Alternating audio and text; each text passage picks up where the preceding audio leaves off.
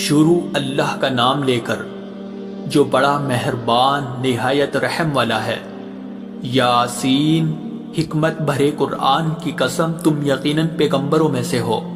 بالکل سیدھے راستے پر۔ یہ قرآن اس ذات کی طرف سے اتارا جا رہا ہے جس کا اقتدار بھی کامل ہے، جس کی رحمت بھی کامل، تاکہ تم ان لوگوں کو خبردار کرو جن کے باپ داداؤں کو پہلے خبردار نہیں کیا گیا تھا،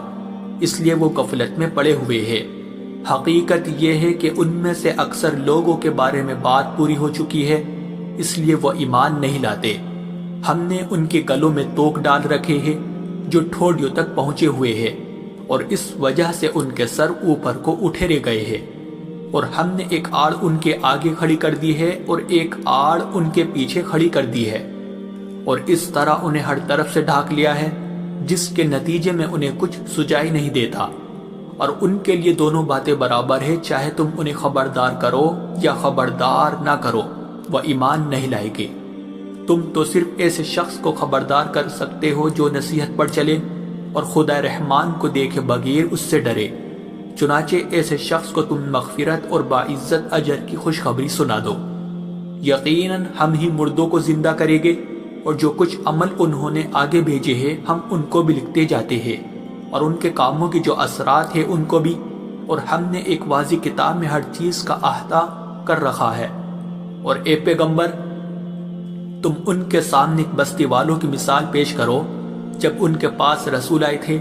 جب ہم نے ان کے پاس شروع میں 2 رسول بھیجے تو انہوں نے دونوں کو جھٹلا دیا، پھر ہم نے ایک تیسرے کے ذریعے ان کی تائید کی، اور ان سب نے کہا کہ یقین جانو ہمیں تمہارے پاس رسول بنا کر بھیجا گیا ہے۔ انہوں نے کہا تمہاری حقیقت اس کے سوا کچھ بھی نہیں ہے کہ تم ہم جیسے ہی آدمی ہو، اور خدا رحمان نے کوئی چیز نازل نہیں کی ہے، اور تم سراسر جھوٹ بول رہے ہو۔ ان رسولوں نے کہا ہمارا پروردگار خوب جانتا ہے کہ ہمیں واقعی تمہارے پاس رسول بنا کر بھیجا گیا ہے، اور ہماری ذمہ داری اس سے زیادہ نہیں ہے کہ صاف صاف پیغام پہنچا دے۔ بستی والوں نے کہا ہم نے تو تمہارے اندر نحوست محسوس کی ہے، یقین جانو اگر تم باز نہ آئے تو ہم تم پر پتھر برسائے گی اور ہمارے ہاتھوں تمہیں بڑی دردناک سزا ملے گی۔ رسولوں نے کہا تمہاری نحوست خود تمہارے ساتھ لگی ہوئی ہے، کیا یہ باتیں اس لیے کر رہے ہو کہ تمہیں نصیحت کی بات پہنچائی گئی ہے؟ اصل بات یہ ہے کہ تم خود حد سے گزرے ہوئے لوگ ہو۔ اور شہر کے پلے علاقے سے ایک شخص دوڑتا ہوا آیا، اس نے کہا اے میری قوم کے لوگوں، ان رسولوں کا کہنا مان لو، ان لوگوں کا کہنا مان لو جو تم سے کوئی اجرت نہیں مانگ رہے اور وہ صحیح راستے پر ہے، اور بھلا میں اس ذات کی عبادت کیوں نہ کروں جس نے مجھے پیدا کیا ہے، اور اسی کی طرف تم سب کو واپس بھیجا جائے گا۔ بھلا کیا اسے چھوڑ کر میں ایسوں کو معبود مانوں کہ اگر خدا رحمان مجھے کوئی نقصان پہنچانے کا ارادہ کر لے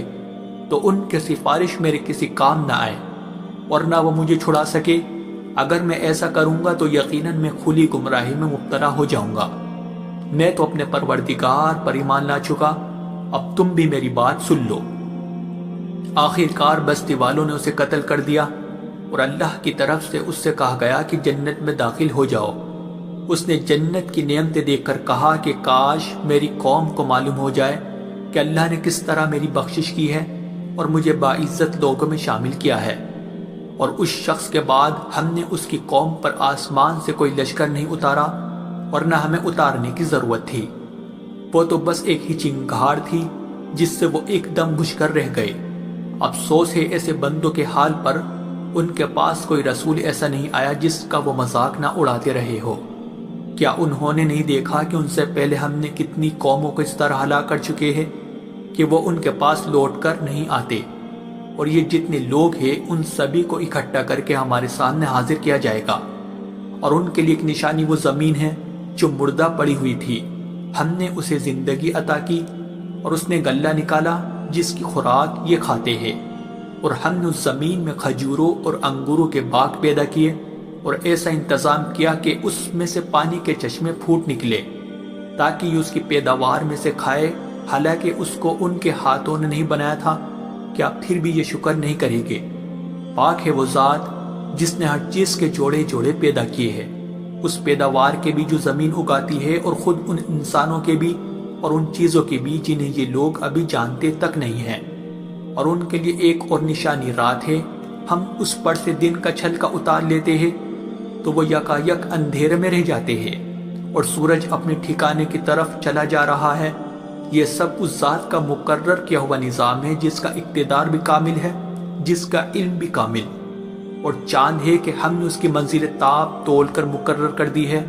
یہاں تک کہ وہ جب ان منزلوں کے دورے سے لوٹ کر آتا ہے تو کھجور کی پرانی ٹہنی کی طرح پتلا ہو کر رہ جاتا ہے۔ نہ تو سورج کی مجال ہے کہ وہ چاند کو جا پکڑے اور نہ رات دن سے آگے نکل سکتی ہے، اور یہ سب اپنے اپنے مدار، اور ان کے لیے ایک اور نشان یہ ہے کہ ہم نے ان کی اولاد کو بھری ہوئی کشتی میں سوار کیا، اور ہم نے ان کے لیے اسی جیسی اور چیزیں بھی پیدا کی جن پر یہ سواری کرتے ہیں،